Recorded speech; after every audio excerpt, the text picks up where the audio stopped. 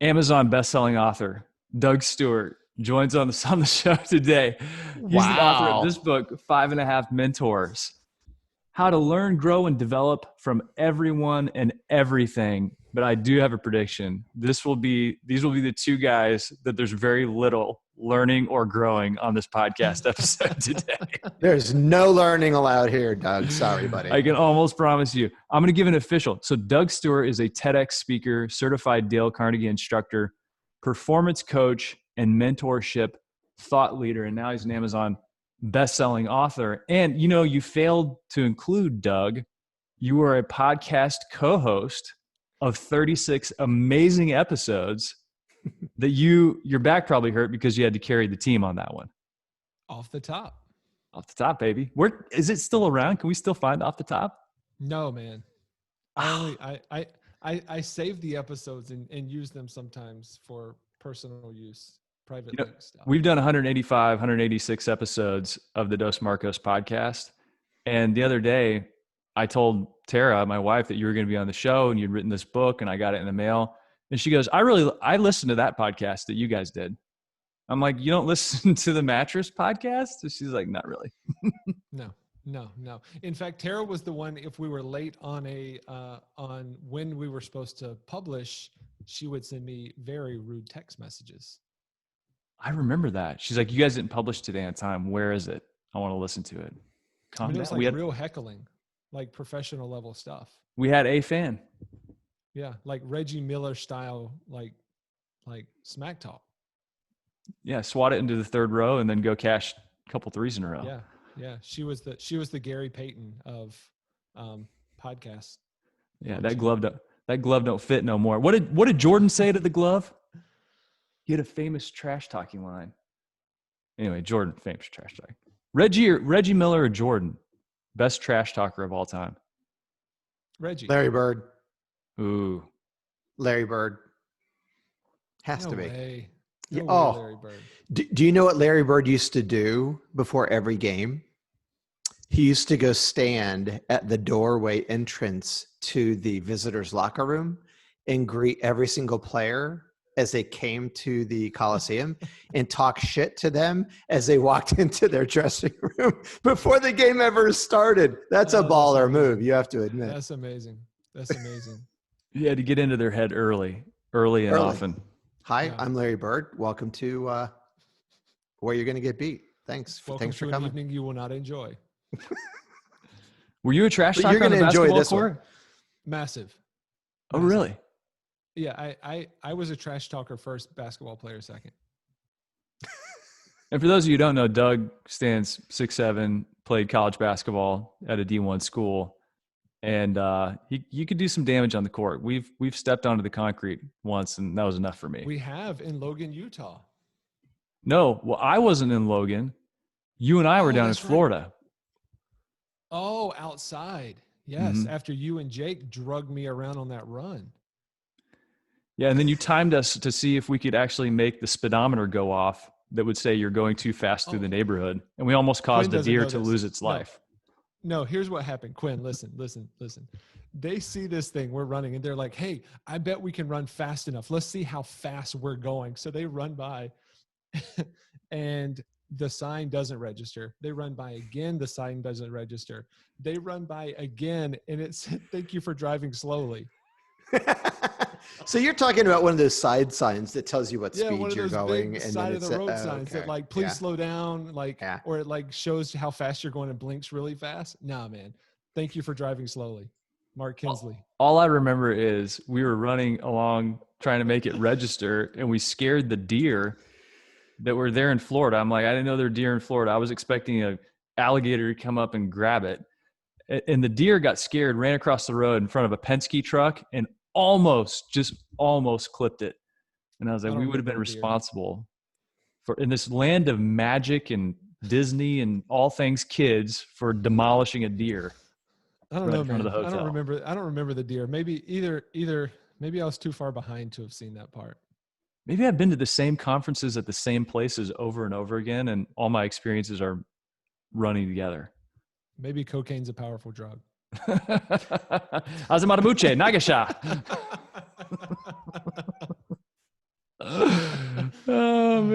Okay, so we met. We met through a tweet that you sent, and we can get into that if we want.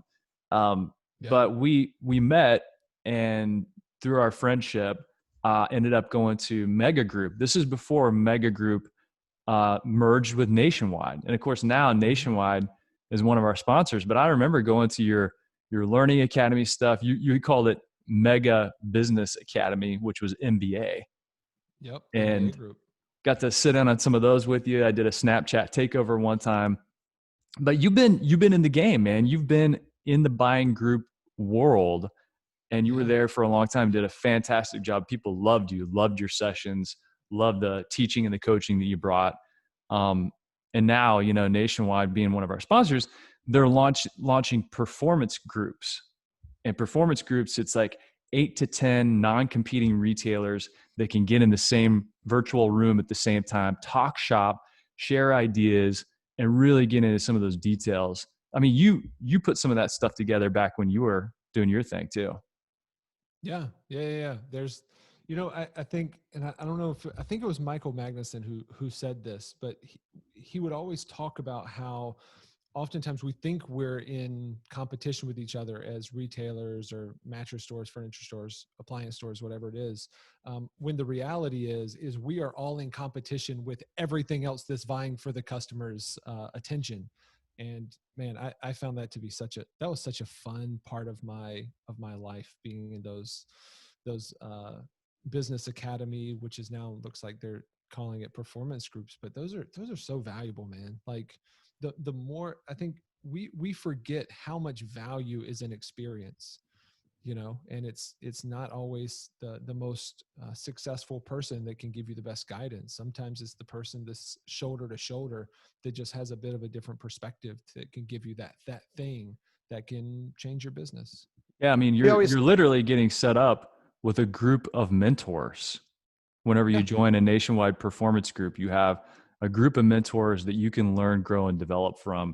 And so head to nationwidegroup.org if you're not a member, and then get in contact with your Nationwide person to figure out how you can become part of the performance groups. Because I'm telling you, in my own life, being alone in a room is a bad idea. When I'm confronted and another person's talking to me and I have to answer tough questions, that's really where you grow and learn. And Nationwide's giving people a good framework for doing that.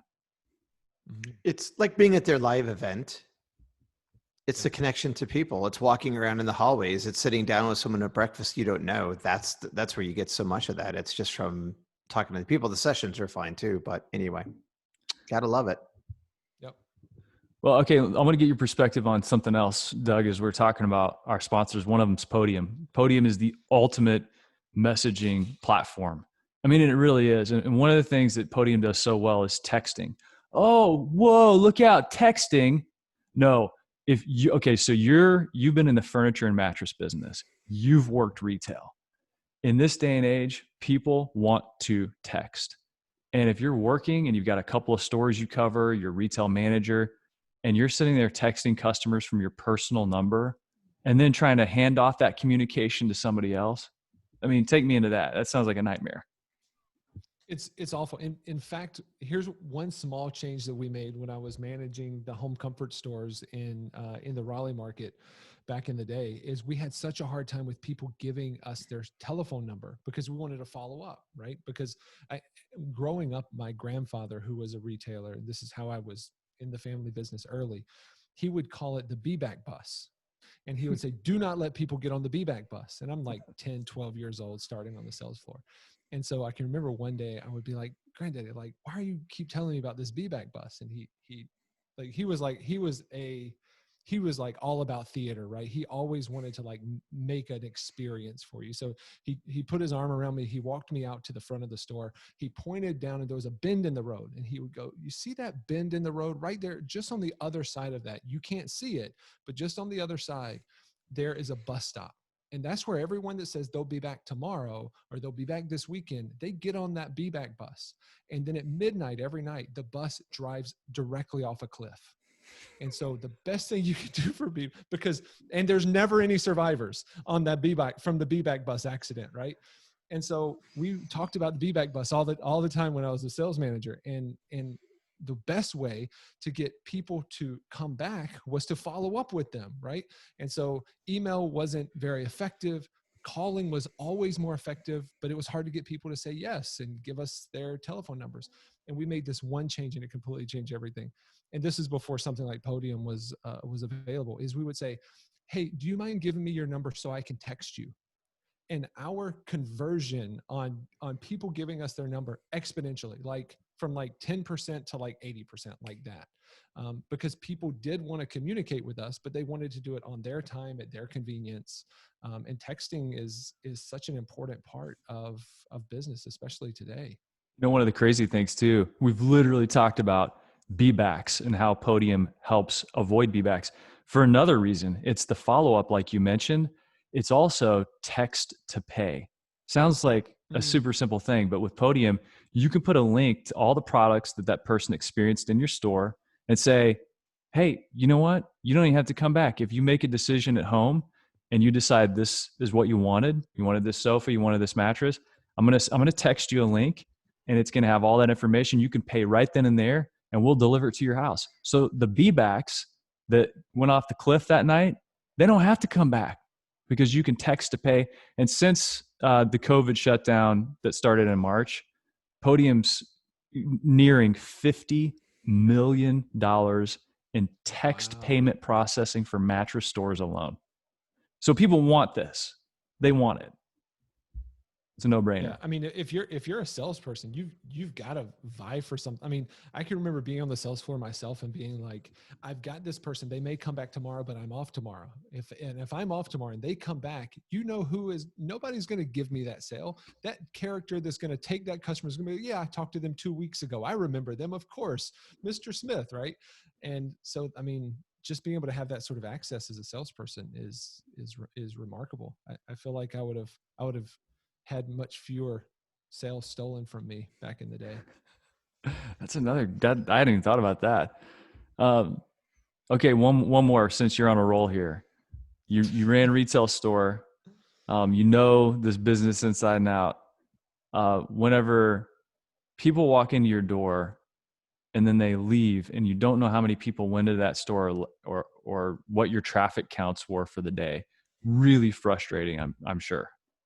Like, was it a UPS man? How many people actually came? Did my advertising work? And so that's why we love curating some of these cool ideas. And one of them is door counts. And I get their retail traffic index. And if you want to sign up for it, just go to retailtrafficindex.com and you can get it to your inbox. So here's today's retail traffic. Actually, this is yesterday's. So mattress stores, they have over 700 stores right now. So this is an average. Only 9 people came into mattress stores, 61 into furniture stores on average, and 90 into appliance stores. Appliance stores are rocking right now.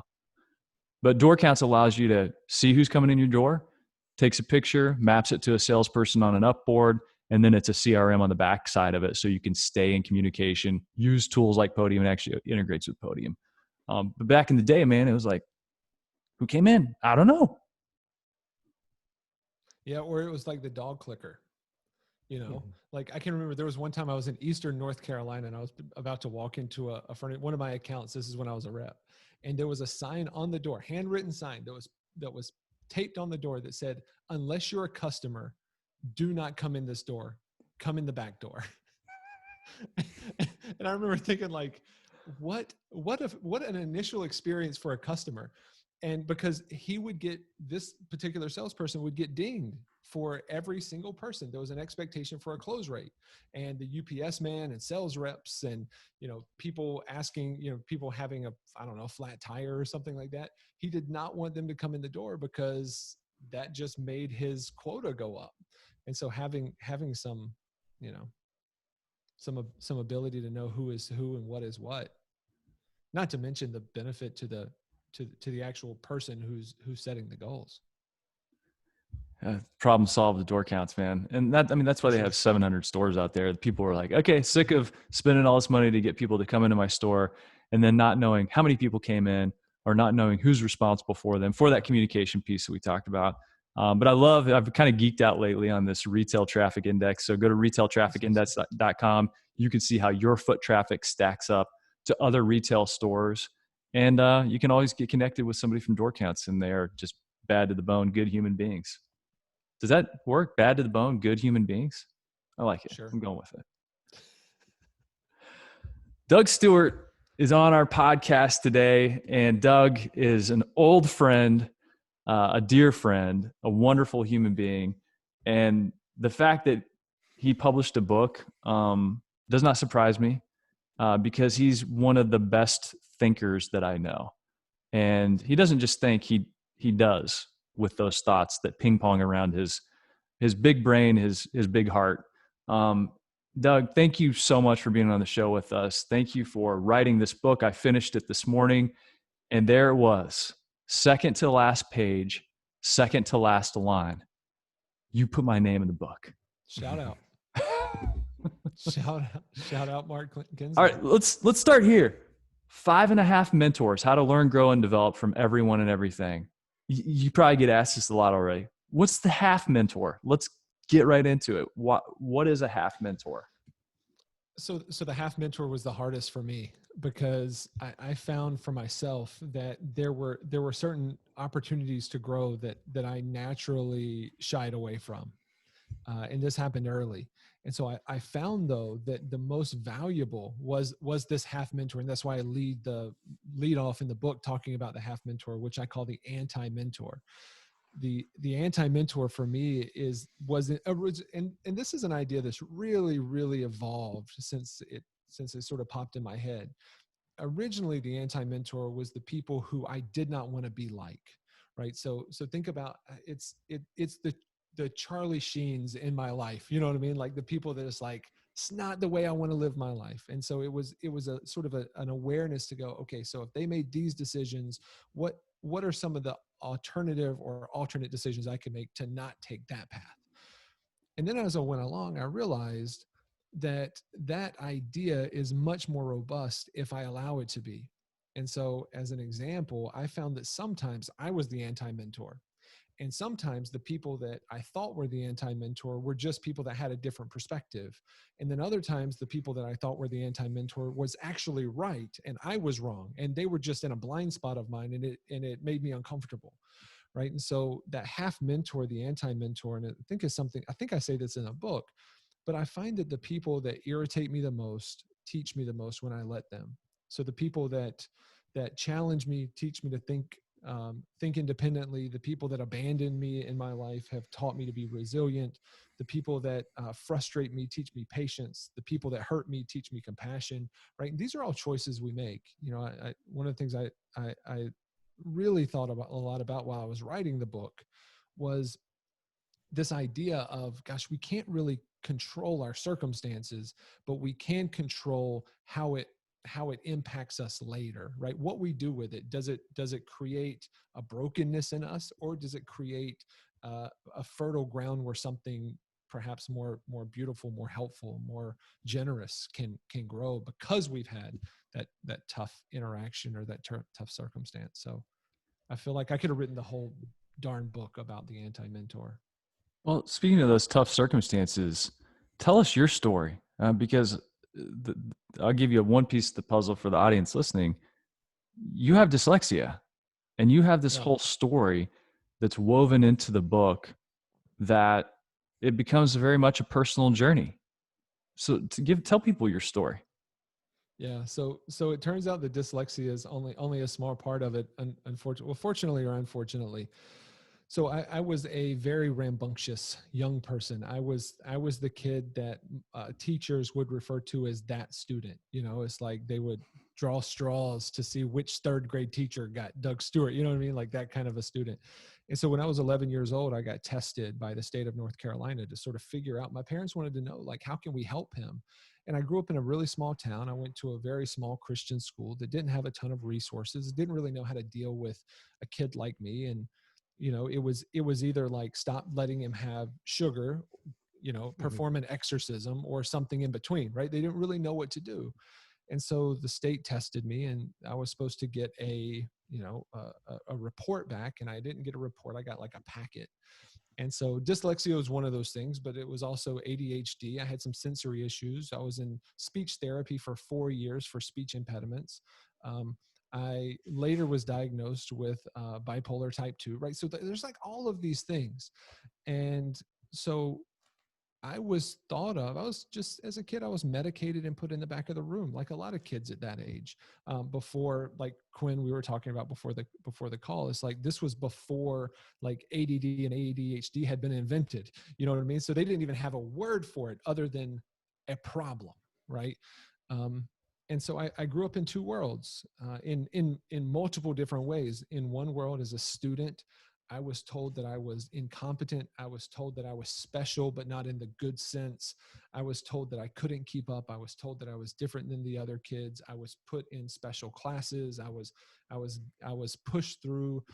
I didn't have to actually take many of the tests because they knew that they just wanted me to sit in the back, be medicated, and be quiet.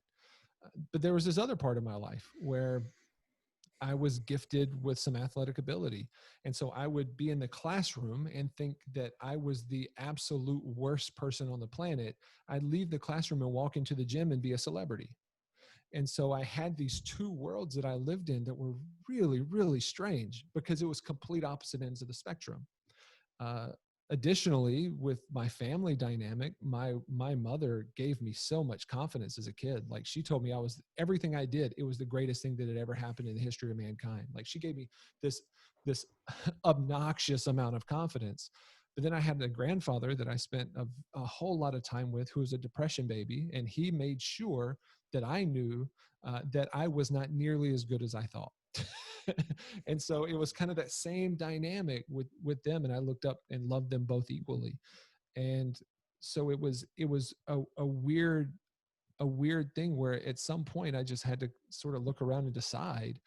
And the decision I made as a young person was like, I'm sort of a victim of this stuff. Like, I can play basketball for sure, but at some point that's going to end. So, this is I don't know what I'm going to do with this. And for me, I just saw myself as a victim. Like, other kids in my school that didn't do well in school, it was because they were lazy. Like, I legitimately didn't have the capacity or the competency to do it.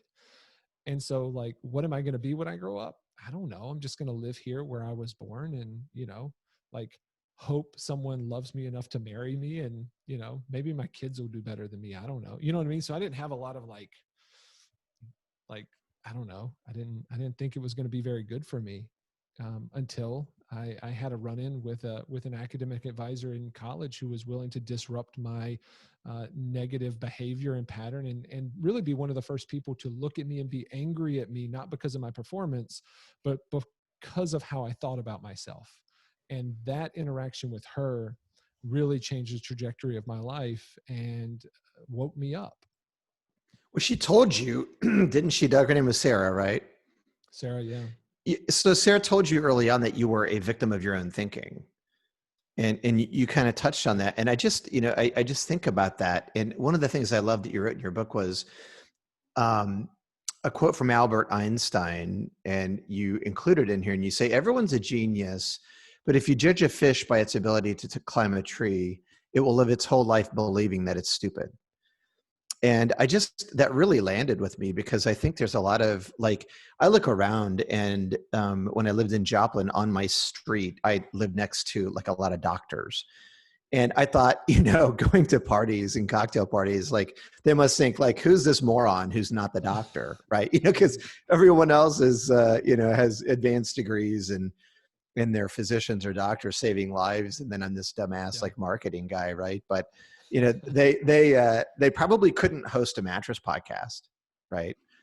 They can save a life, they can tie off a heart valve, but they can't sell a bed, right? So anyway, I think it's important for anyone, no matter what they're doing, to like really look around and say, look, I may not have a photographic memory, I may not be able to memorize 50 states in 24 hours with their capitals as a young kid, but by golly, I can actually get up in front of a class and speak and share my heart and inspire people.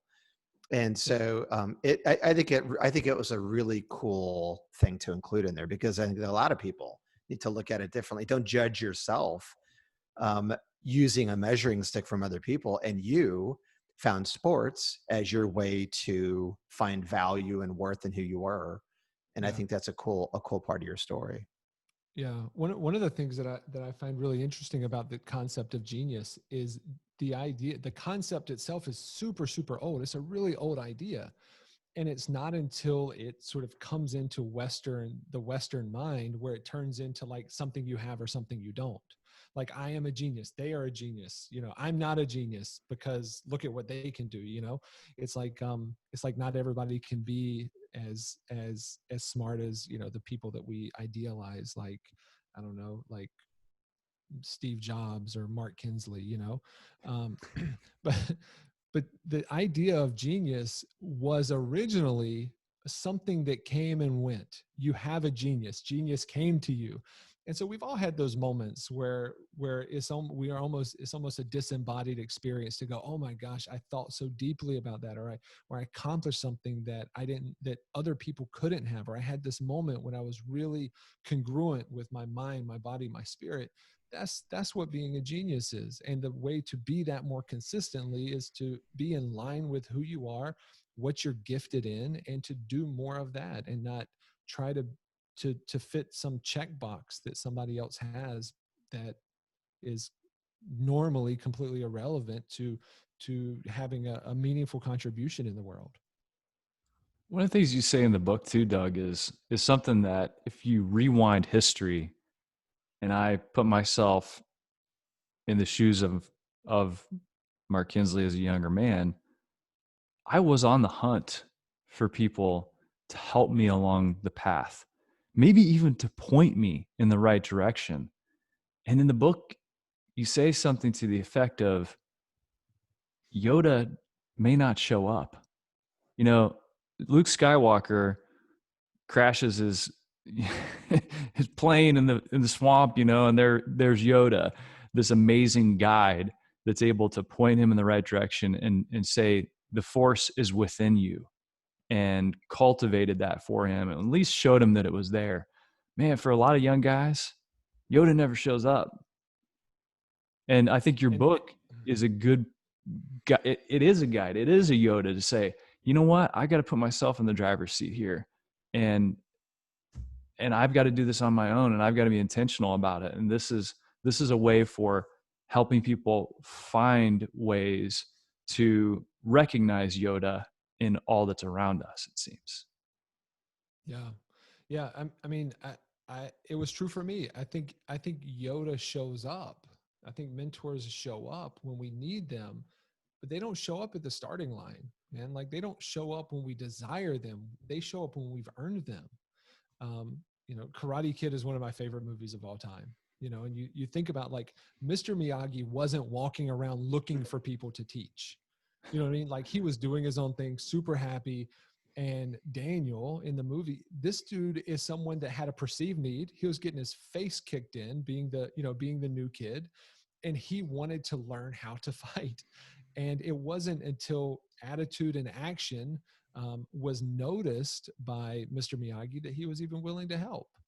And it's true for mentor. It's true for anybody. Like, nobody wants to be the person. If I'm the mentor, if you're the mentor, none of us want to walk around, pull people off of a sofa and drag them across their own finish line. But how willing are we to go out of our way to spend our resources to let them borrow our credibility if they're doing the work, if they have the action, the attitude, and they have a track record?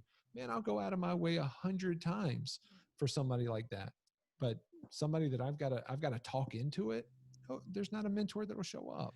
Well, and that goes to the student being ready, right? You always hear the 100%. quote, when the student's ready, the teacher appears.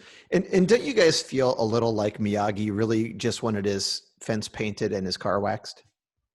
Yes. Don't you really think that's what that movie was about? Side bennies, man. The side bennies of being a mentor. Free labor. Doug, so in the book, we talk about mentorship. And you actually broke it down for everybody. And I love that because it helps, like, what is it really? And you had an acronym of motivate. M stands for motivate you to do amazing things. So that's anyone who's an influencer in your life. Encourage you to grow, nudge you in the right direction for N, tackle your toughest issues, organize your thoughts, and then realign your perspective. And so I love that because that's really something that takes courage to do. So if you are a person looking to aspire to something more than you are, to be able to sit there and have someone break you down and expose yourself and show your vulnerabilities, a lot of that comes from the student. And the last thing, and I'll ask you to react to this, you say in the book, is courage is something you can choose. Confidence is something you have to earn, and it's the result of courage. And I love that. So courage is something you have to choose, and confidence is something you learn. So talk to us about the student here a little bit, and not the mentor himself, but the student and what it really requires to get the max benefit from the mentor. So I really deeply believe that when we choose to be confident, we just wake up and go, today, we say our affirmations in the mirror, we, throw cold water in our face and we beat our chest and go, today I'm going to be confident.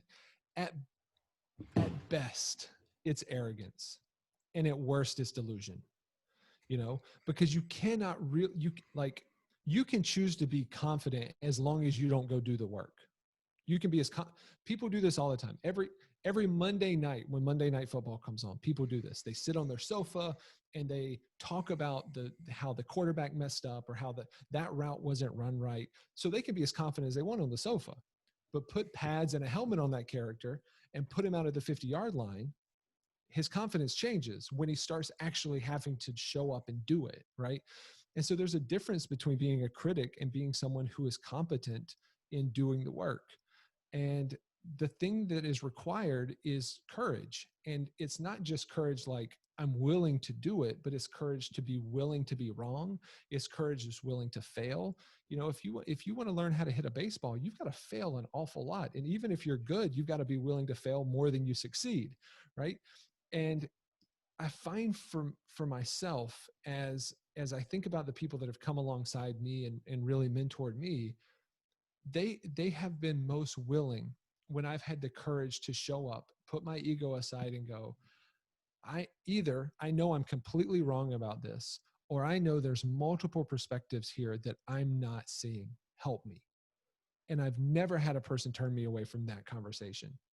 But when I want to vent, or I want to tell, I want my mentor to think I'm so smart. I want my mentors to think that I am 40 times less smart than I think I am. Like I want them to think that I can't do it. What I want them to know is that I am trying, that I am willing to fail, that I will go the extra mile, that I will put in the effort. I don't care if they think I'm right or not.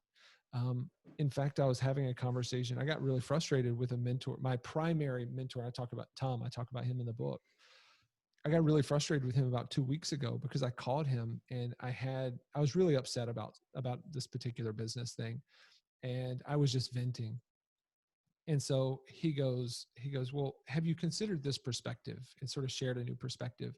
And I said to him, I said, it can be really inconvenient when you won't just get angry with me and just agree, and it was a good reminder to myself that his whole purpose in our relationship is to point out my blind spots, is to point out my inconsistencies, is to point out where I'm being hypocritical. And my job is to accept those things and to make assumptions that I'm missing stuff, that I'm wrong in some areas, so that I can be willing to see it from other people's perspective. So I can see, turn the idea 30 degrees and look at it differently. And to know that, gosh, I have my experience, but that's only half of the truth, if that much. And the other person has the other half. And so having the courage to be wrong, having the courage to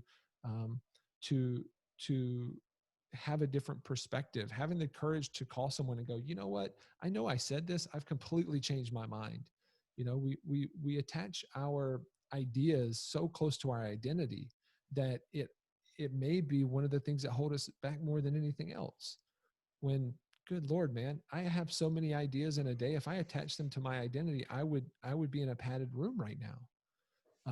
And so knowing that, like, just because I have an idea, just because I say something, just because I take a position, it doesn't mean that I can't change that position. And culturally, we've done that to ourselves, right? Like, we go back in people's tweets 30 years, and we go, because they believe that then they must pay for this now.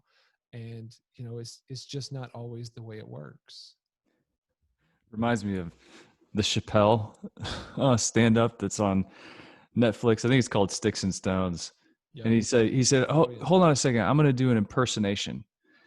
Okay, you guys ready for this? I'm not going to let you ever forget about anything you've ever done your entire life. And he does this whole impersonation. And then he goes, who is it? And he goes, that is you, the audience.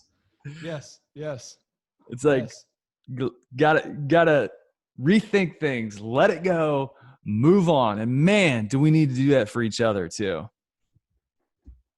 Yep. It's baked into our culture in so many ways. It's baked into our politics. It's baked into our religion. It's baked into our tradition, and I strongly believe that until we're willing to just go like, hey, not only is it okay to say you're wrong, it's necessary for growth. I've got to grow out of this thing. And it's not necessarily like that it's bad that I was there, unless you were doing something that was harmful or hurtful to another person or marginalizing another person. That's a completely different thing. But just for me to go, hey, I believe this because this is how I was raised. I believe this because this is what I always believed. It's the fastest way to stunting yourself as a human being. Well, speaking of admitting that you're wrong or that you don't know, you tell a great story in the book about taking your daughter ice skating. Tell that story, because it kind of lands the plane on it. Yeah. So this was, I find that my daughter has been really my primary mentor in my life. She's 9 now, but when she was about 4, she came up to me and she puts her hands on her hips and she says to me, "Daddy, take me skating." And as a father, there's a few things I knew to be true. I knew that she did not own a pair of skates. I knew that she had never been skating, and I knew for sure she did not know how to skate. And so, being in the coaching profession that I'm in, my job is to really ask questions. And I oftentimes practice this on my family. Sometimes they like that. Sometimes they don't care for that. And so I look at my daughter. I can relate to that. My wife gets so mad at me for asking her questions. She's like, stop asking me questions. So I totally get that. I can't tell you how many times my wife has looked at me and she's gone, "You are not my coach. Knock it off." I get you, man. And so I start asking my daughter some questions. I'm like, "Okay, so baby, do you know how to skate?" And she's like, "Yep." And so next question is, "So how do you know how to skate?" And emphatically she goes, "Frozen." And so there's something in this Disney movie that gave her the idea, that gave her a bit of knowledge that she could skate. And, Frozen is just like every other Disney movie, right? If you've seen a Disney movie, you've seen Frozen. Things are good, they go bad, they get good again, and then they all live happily ever after. And there's some singing in between those things, right? And so I decide that I'm going to sit down with my daughter and figure out what it was. So it turns out at the end of this movie, there's 2 main characters. There's Anna, there's Elsa. Elsa's the one with the magic ice powers. Anna's like the quirky sister. They have things are good in the beginning, then they go bad, then they get good again just before the end, just before the credits roll. Everyone in the city that they are the princesses. I don't know how they do that. Anyways, everything was good. Everyone in the city starts coming out to celebrate for like that last song to play. And Elsa, the one with the magical ice powers, turns the entire courtyard into ice. And then she gives all of the normal, everyday citizens ice skates. In that moment, the second they get these ice skates, all of these, the baker, the blacksmith, like all of like the normal everyday people turn into Olympic level ice skaters. So my daughter reasons to herself that the only thing that must stand between her and a triple axel is simply a pair of skates, right? And so I decide the next day I was going to test the theory. So we get up in the morning, we get in the car, we drive to the skating rink. I set her up on the counter. I put the little baby starter skates on her. I take her out to the center of the rink. I take my hands off her. I step back, and immediately she falls. Her butt hits the ground. And the moment her butt makes contact with the ground, she looks up at me and she goes, "Daddy, my skates are broken." And I had to explain to her that her skates weren't broken. that she didn't know how to skate. And there's a difference between knowing what it looks like, being able to tell the difference between good and bad skating, and being able to actually skate yourself. And so I pick her up, I start to coach her. We get her to the place where she can just stand. She's not, no triple axels, like no movement, just standing. So she's athletic stance, arms, legs shoulder width apart, athletic, knees bent a little bit. That's it. And then the DJ comes on and asks everyone to get off the rink because they're going to have some races. And my daughter's like, fiercely, it's in our house there. We call my wife and my daughter, I call them the board flippers, because just before they lose a game, like a family game night, just before they lose, they will flip the board so that they don't lose. Like, that's how competitive those two women in my house are. And so she hears that there's going to be races, and she's committed that she's going to race. And so luckily the boys were going to race first. And so I take her off the rink and I'm like, okay, she's going to see this, and she's going to see that she can't skate like this. So she's not, we're going to be cool. So as the boys are racing, it seems as if her confidence, which at best is arrogance, at worst is delusion. I think at that point it was delusion for her. She sees these boys going around and she's getting more confident. And so then it's the girl's turn, and she looks at me and she's like, Daddy, like, I really want to race. Let me race. And I'm like, baby, you can't skate. Like, of course you can't race. And, and so she looks at me and she goes, Daddy, I really, really want to race. And so I think, like, here's a life lesson, defining moment opportunity for me. So I look at my daughter, I say, sweetheart, I tell you what, if you can get from here to the starting line, you can race. Go for it. Like, I'll cheer you on. I'll clap for you. And so she looks up at me and she's got like almost tears in her eyes. And she goes, Daddy, I'm really scared. Will you go with me? And I completely cave. So she doesn't skate to the starting line. I pick her up and I carry her to the starting line, like having no idea what's going to happen. I just know that I have been beat. So I set her down and it's like, okay, here we go, baby. All right, remember, feet shoulder width apart, bend your knees a little, put your hands out for balance. Like, just don't fall at the starting line, And so I look over, and the other girls that are lining up aren't other, sweet, innocent, cute little 4-year-olds. These are girls that are there every weekend. So like, in my mind, this is like women's roller derby. You know what I mean? Like the Monstar is about to like crush Tweety Bird sort of a situation. And I'm like, I'm terrified, man. Like, what is going to happen to my sweet little daughter? And I look down at her, like hoping to God she's having a change of heart and realizes she's in way over her head. And she hasn't even looked at the other competitors beside her. She's like straight down the line, athletic stance, like just believing this is going to happen for her. And she's somehow going to get this ability to skate. So the DJ comes on. It's like, on your mark, get set, go. And these darn roller derby girls go flying off the starting line. And my daughter turns, she looks at me and she screams at the top of her lungs. She goes, Daddy, push me fast. And so I start pushing her, like, and she's just in this like this rigid athletic stance thing. And I've got my hands like around her waist, just pushing her, just wrecking my quads. You know what I mean? Like, just killing me. And it's a 3-lap race. I'm confident we got lapped like 5 or 6 times during this race. We fell bunches of times. And so we finally get to coming around the third turn of the third lap. It's almost over. And I look down to the finish line, so happy we're about to cross this thing. And my legs and my back are going to get some relief. When I see the finish line, every single person in the entire skating rink is standing at the finish line, jumping, clapping, cheering for my daughter to come across the finish line. And we go across and everyone goes crazy.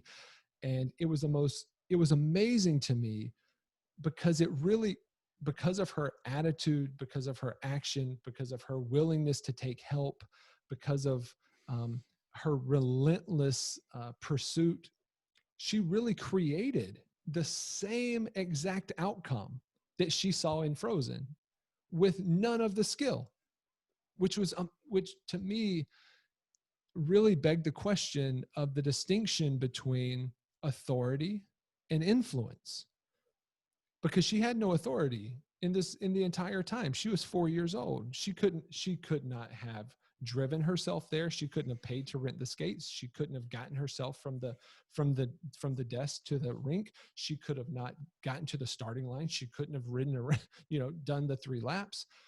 But the reason she did is because she had an attitude and willingness to fail that compelled me as the authority to support her. And this is to me, this is one of the best pictures of mentorship, because the best mentors are drawn to people. They're attracted to people that are willing to approach life, their work, their career, whatever it is, in that way. And still to this day, it's the best example that I've ever lived of what I call in the book, the mindset, the mentor mindset really requires in order to be able to do something that you could have never accomplished by yourself. And we all have that something that we want to accomplish that's bigger than who we are. And I think for me, that's one of the best examples. The only thing that makes that story better is that at the very end, when you push her across the finish line, she turns around and goes, "Dad, you suck. You pushed me too slow. We got last place." That would have. Yes. Yeah. And threw her skates on the ground. Yeah, I would have written a different book. No, I love that story, man. And how ferocious your daughter is. What a cool story. The fact that she had the courage. I mean, how many kids would have the courage, back to what we were saying earlier, to actually step out there and potentially fail, not having any knowledge of that sport at all. It's amazing that she was able to do that. But it's something I heard Seth Godin say in an interview. I just finished reading his new book called The Practice, which is just a brilliant book. And during one of the interviews, he asked the question, what would you do if you knew for sure that you would fail? And I'd never heard it asked like that before. And I thought that was so brilliant, that like, what is worth doing so much, even if you will absolutely not accomplish it, that it's still worth doing. And that's really what my daughter did, right? She knew she could not possibly compete. Yet she was willing to try anyways, because it was worth the effort. And she ended up doing something she couldn't have done because of her attitude, her action, her willingness to let the cards fall where they may. Doug, what did you say earlier about at worst it's delusion? Yeah. So confidence at best is arrogance, and worst is delusion. I went back to that as I was listening to the story of your daughter. So at best, it's arrogance. At worst, it's delusion. So let's call it, she was delusional about her abilities to actually step onto the ice and skate. Yet her delusion, with the right attitude attached to it, brought her closer to her dad and brought an entire community of skaters together in a moment that they remember. Yep. Her crossing the finish line, they're all cheering. There was the blacksmith, there was the baker, there was the hairdresser, all from Frozen in this moment of delusion. And so I think there's something worth pausing on there, even if something seems crazy, if you do it with the right spirit and right attitude. It reminds me of this kid that my wife told me about when she taught high school. Just a quirky kid. He's one of these kids that probably would have been, in some weird club and who knows what else, just that kid, but, had like hilarious ways he dressed, but that he wasn't trying to do anything, artsy or anything. He just was an out there kind of kid. But this kid would come by, and he was always part of clubs. And so as part of being in a club, you had to sell stuff to make money for the club so that the club can continue to exist. And so she would always tell me about this kid. He came by and he said, "Mrs. Kinsley, hi. It's so great to see you. You look wonderful today. And what a beautiful day out. I mean, can you believe this weather? And so we're selling things, and I have these wonderful options. I think this one's really going to be a fit for you." And she said, "Sorry, Michael, I'm not going to do it today." "No problem. That's totally fine. No problem whatsoever." A week later, this kid would knock on her door. "Miss Kids, it's great to see you again. How have you been? I haven't seen you in a week. I just thought I'd stop by and check with you just one last time. I know you said no, but, I don't know. Things could have changed between then." And this kid just always brought the energy and the passion. And then finally I said, "Tara," I go, "take my money and go buy something for this kid."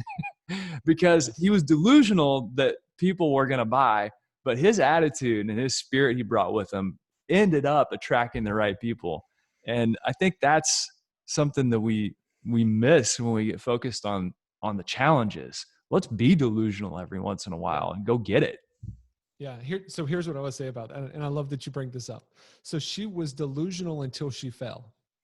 And then she was willing to fail, which is a completely different way of showing up, right? Because delusion is what happened before she got to the ring. Delusion is, oh yeah, I could do that. Of course, I can do that. But delusion never causes people to accomplish anything. It actually does the opposite, right? So we have to go from delusion to, and this is what happens with this young man that you're talking about. He knew that she was probably going to say no, but he was willing to do it anyway. He was willing to do it even if it meant failing. Right. And we have to, and this goes back to what we were talking about with being okay with being wrong.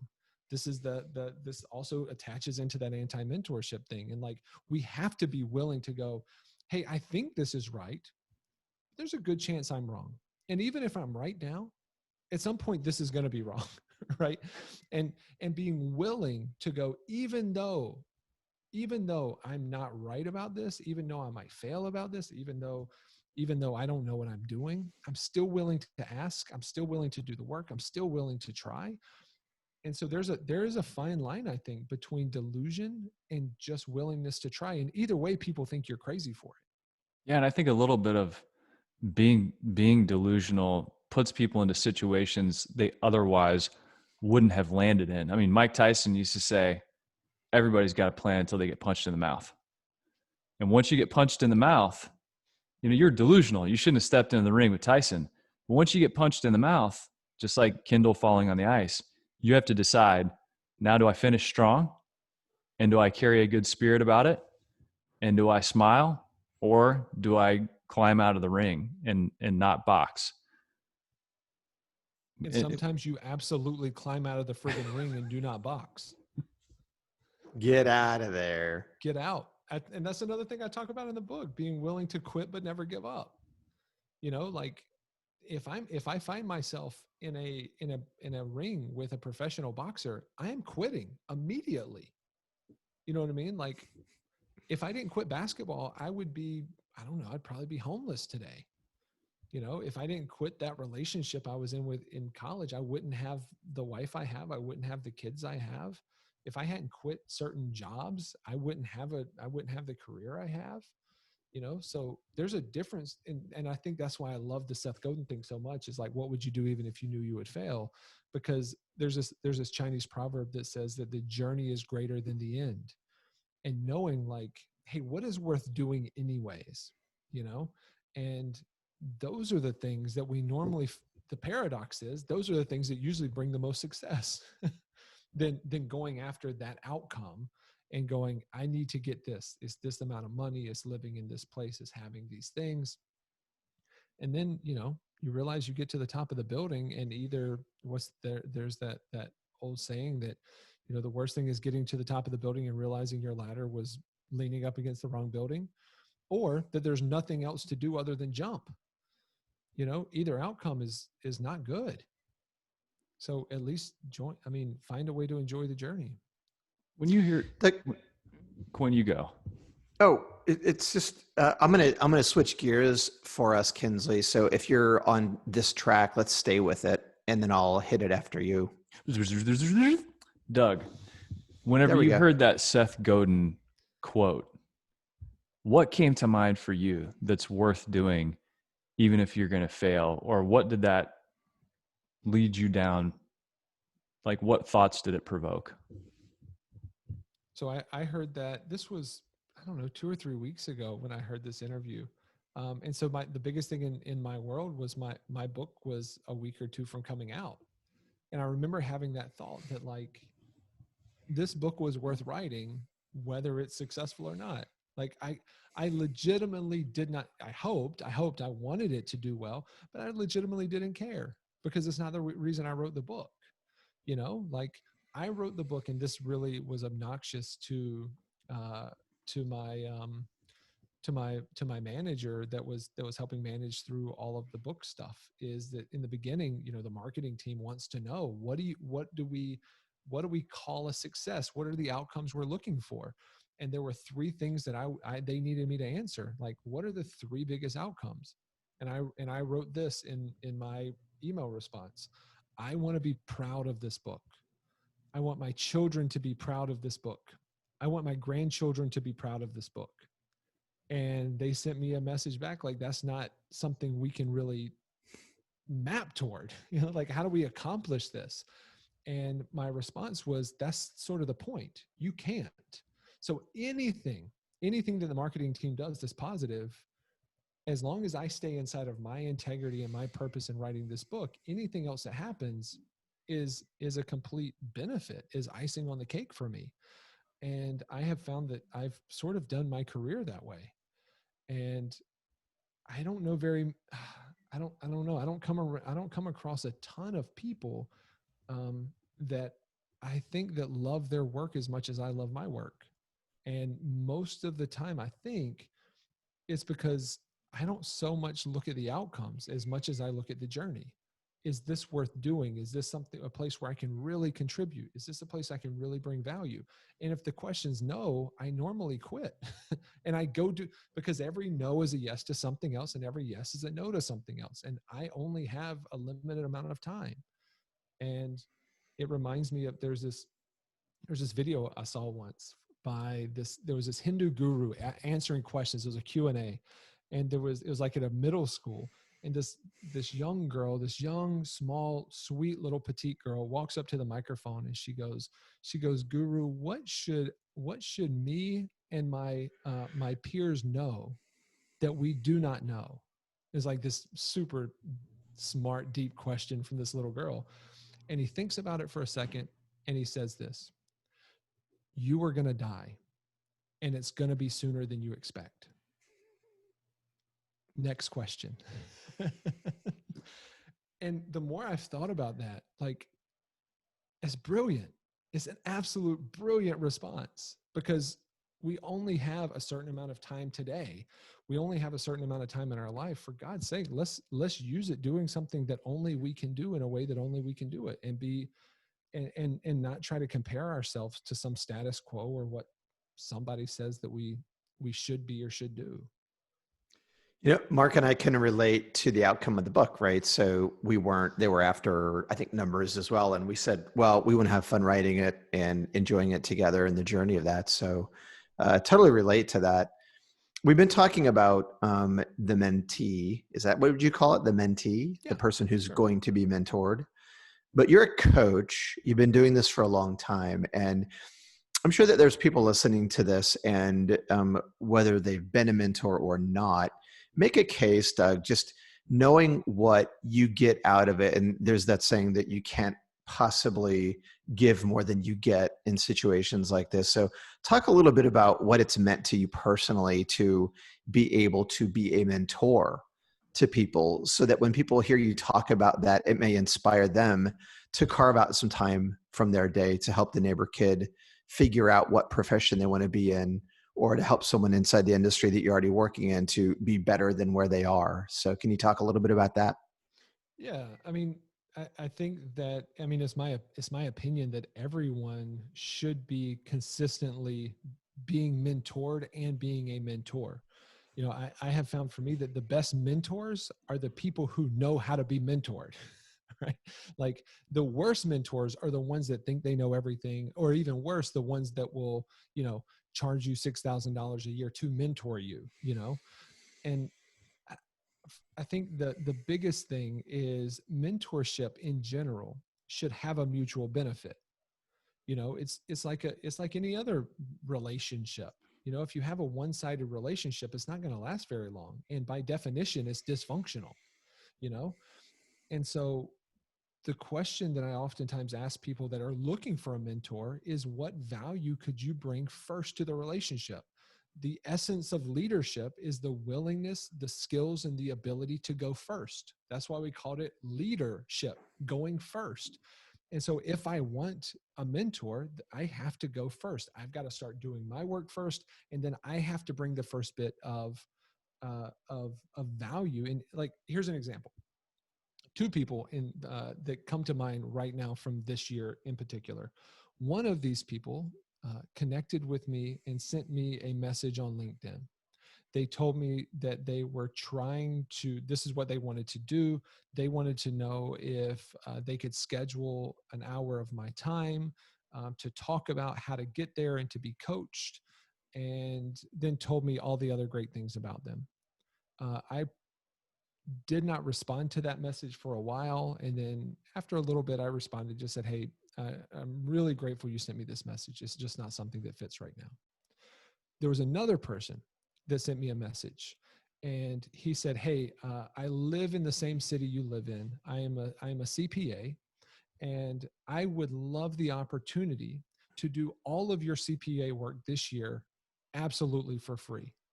And the only thing I would ask in return is I would love to talk to you about how I can grow my business.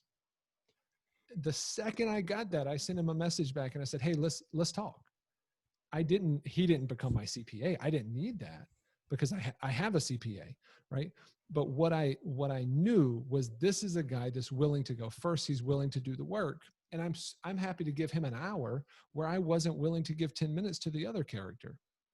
And so sometimes the hardest thing about mentorship is picking the right person, knowing who's ready and knowing who's not ready.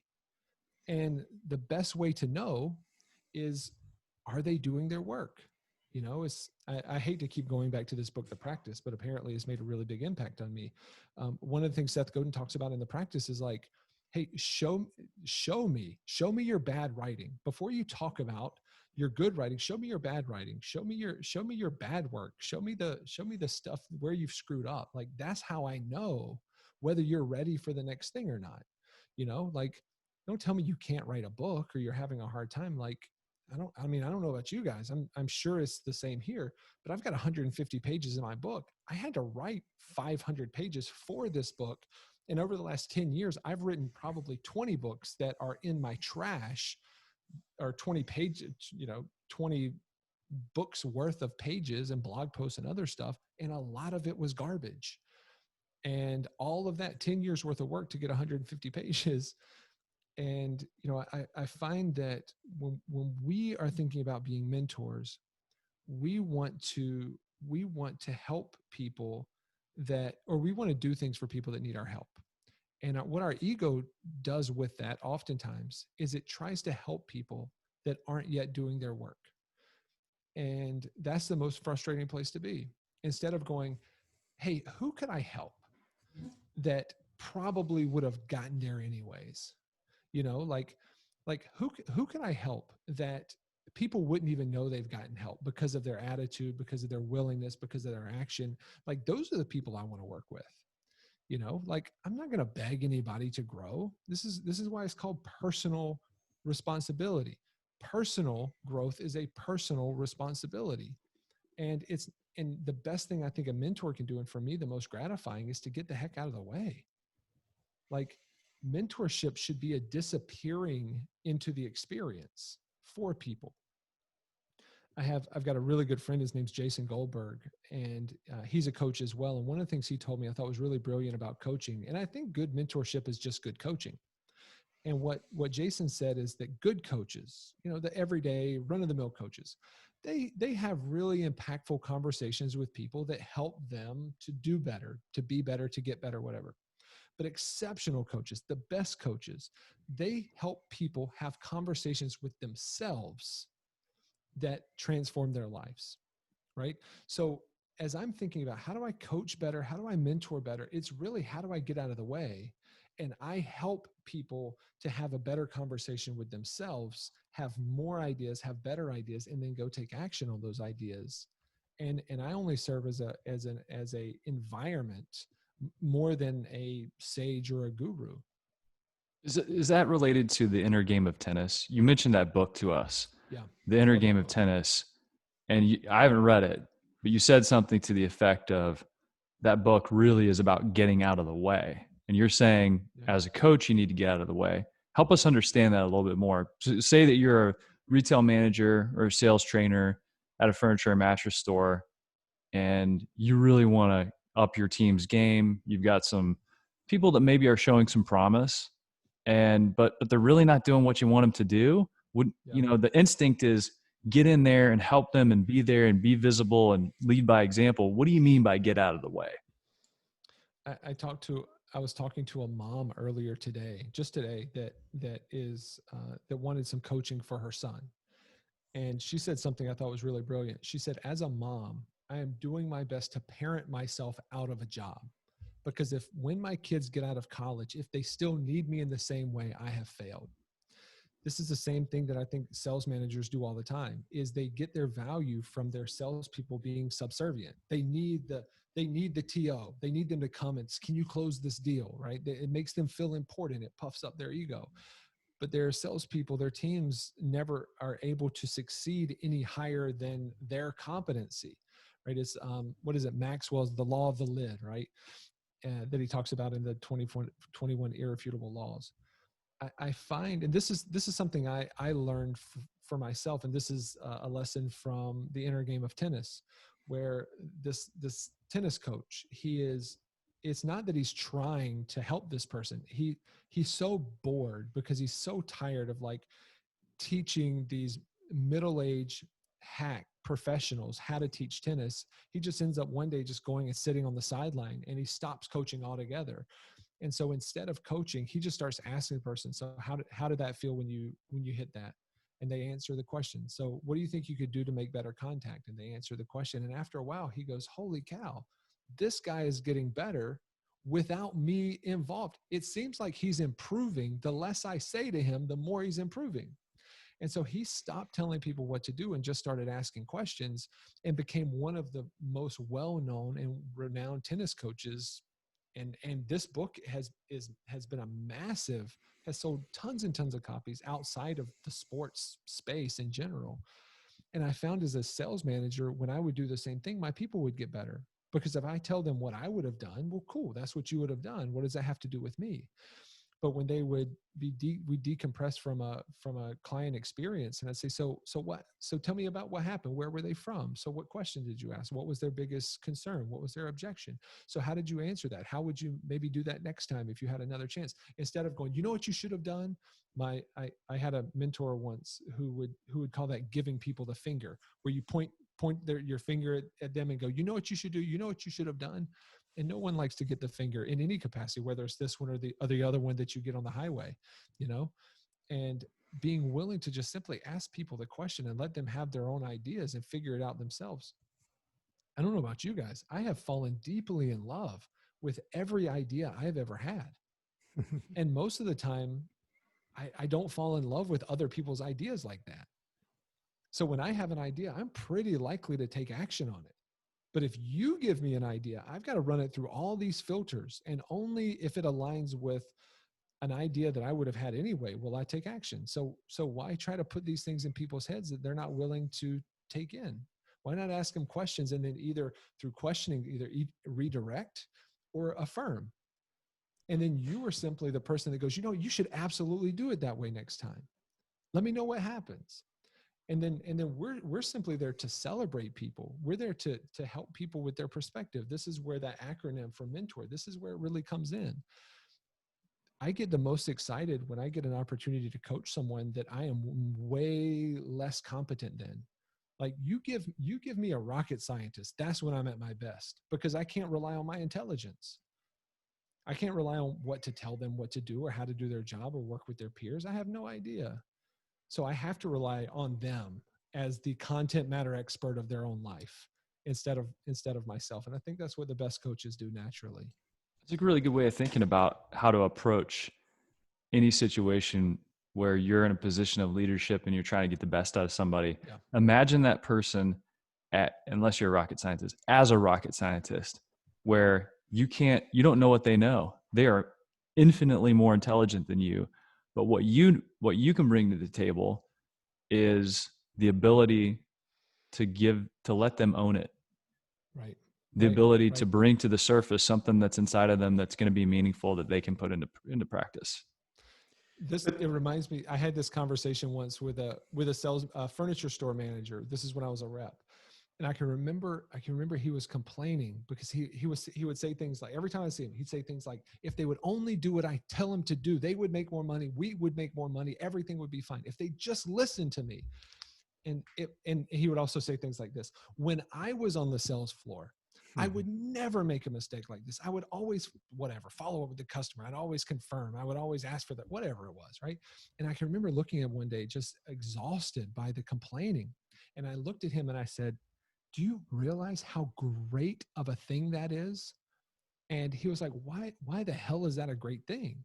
And I said, because if they all did what you did consistently to get where you were, you probably wouldn't be the manager of this store, because they would all do it. So you would be just like everybody else. There would be nothing meaningful that would have helped you advance in your career. The reason you got to where you got is because you did some of the things other people didn't do. And my guess is, and this is, I find this to be true for me and almost every other manager I've ever met, is the reason they got there was because they acted on their own integrity, on their own instinct. It's not because they listened to a sales manager micromanage them into success. It's because they were willing to put their head down and do their work and be successful in their craft in a way that only they could. That's what made them successful. But then they get into management and they go, I have to make them versions of me so that I can be successful in this role. It doesn't work. It absolutely doesn't work. It makes me think too about the human ego, right? So if you're going to try to tell someone anything about themselves, so even consider a consumer that walks into your store, the best way to sell a consumer isn't to tell them how great your stuff is, which is what 95% of salespeople probably do. Yep. It's to get the consumer in your store and ask them questions about what their needs are, their life is. What are they after? What is going on in the transition of their life? Like, what are they ultimately trying to solve for? And so if you're getting them to answer those questions, they'll arrive where you want them to arrive. But if you're going to tell them what is best for them, that doesn't internalize and they don't accept that. And I think about my son, he's a 16-year-old kid and he plays basketball. And so he's got this great level of confidence. He's a humble kid actually, but he believes in himself enough that he's going to step out on the court and play. And then I'll go, well, what about that? You didn't look like you were rebounding enough. Go to the tape, right? Video is a great teacher too, because it's actually captured there. Or his coach not saying to him, hey, you need to rebound more. It's saying, instead of that, the thing he says to these kids is, so Nick, tell me, how did you rebound today? Get his perception of his performance that day. And then at least you know what the starting line is. Because if you ask that question to someone and they go, I killed it. And then you watch the tape and they had like 2, right? So I love it for that reason also, is it gives you a really great perspective on what their belief of who they are is. And that's where you have to start. Yep. And the ego is not a conversation. The ego, having a conversation with someone's ego is never helpful, because the ego doesn't care about the truth. The ego only cares about its own safety and security. So the ego will lie, it'll deny, it'll minimize, it'll push away, it'll create false narrative. And so if there's this saying that if you're going to grab a tiger by its tail, you better have a good plan for its teeth. And this is what happens when we grab someone by the ego. Then we can't be surprised if they try to bite us, or they try to disagree with us, or they tell us that we're crazy, even if we have the facts, because facts don't drive belief. Emotions drive belief, and then facts simply back up what we believed in the first place. We see this with the political climate today. We can see a number, depending on a person's political persuasion, is whether they'll believe it or not. It has nothing to do with how legitimate the fact is.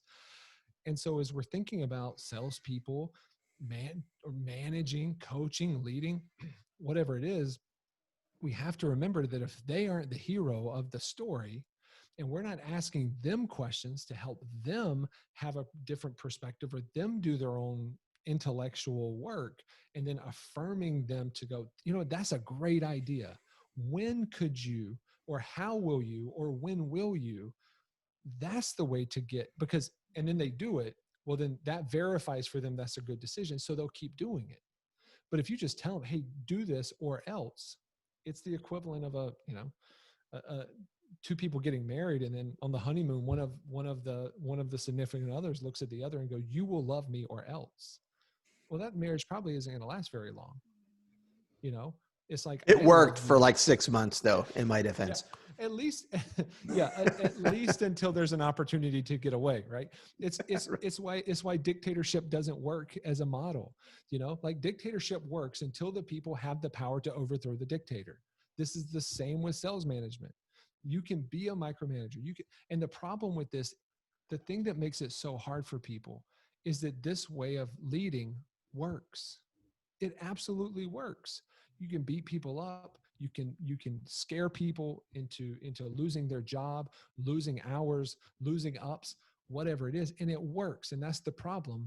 It just doesn't work for long, and it doesn't scale.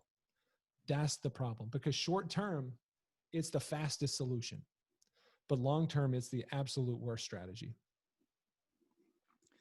Doug Stewart, ladies and gentlemen, the book is 5.5 Mentors, How to Learn, Grow, and Develop from Everyone and Everything. Buddy, I'm so proud of you. You can get the book on Amazon. We'll have links. Go to DougStewart919.com, DougStewart919.com. Find out more about the book. You can get involved in some of the groups Doug has going on. And of course, please read it. Please review it. And please pass it around to people that you and your team want them to learn, grow, and develop, and let them take ownership of that path. But Doug, it's a great book. And thank you for the shout out on the second to last page. It meant a lot. Better late than never. Better late than never. It is a great book, Doug. And I want to encourage everyone listening to it that even though you think you might know something about mentorship or some of the stuff we talked about, I promise you, get this book. I was reading it, Doug, on a plane and had my highlighter handy. Kinsley, I think you wrote in your review on Amazon something about it's highlighter friendly or highlighter happy or something like that. I thought it was a clever way to talk about it, because he's right. Get a highlighter. You're going to need it. There's some great stuff in there. And Doug, I don't know, man. I love what you give to people, and you have that spirit. You shine that kind of light, and we're grateful. Thanks for giving us some of your time and who you are today. Thank you. Love you guys. You guys are awesome.